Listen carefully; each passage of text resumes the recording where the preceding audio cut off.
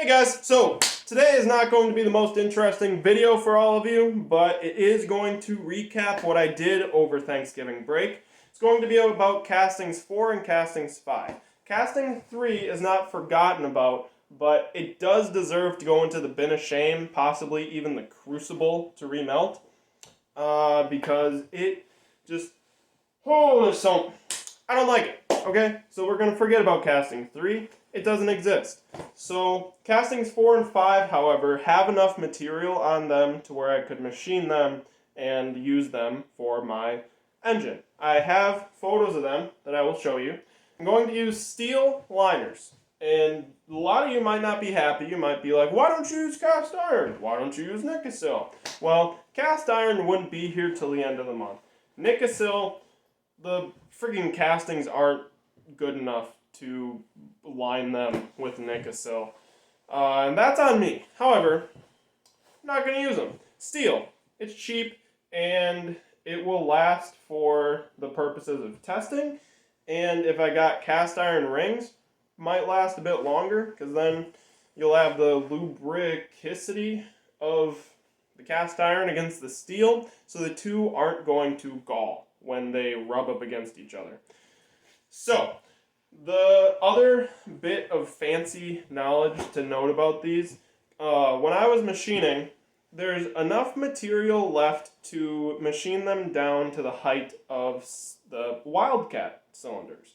However, there's not enough material to undo the 2.3 degree tilt in casting number 5. So what I'm going to do is split the difference between the base plate bore and the head bore, call it a day with them stacked on top of each other, use that center line to bore a hole down the center of this casting to throw the liner inside. Now, casting 1, it'll be fine. I don't foresee an issue with it being out of alignment.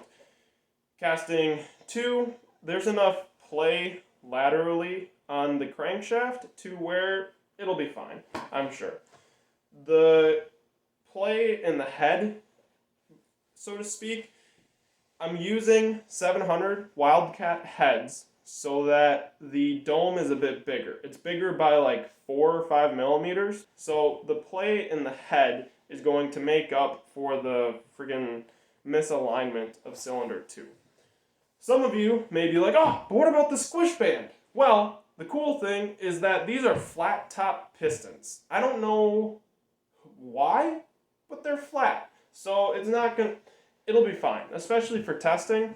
This whole engine is going to be EFI, and it's going to have O2 sensor on both exhaust ports, as well as injectors for both ports. I'll be able to tune everything so that it'll be fine, especially for testing. Now, speaking of the end results that I get from testing, where's that going to go? I already got a head start on design for casting 6 and 7 because of the feedback I got on Facebook.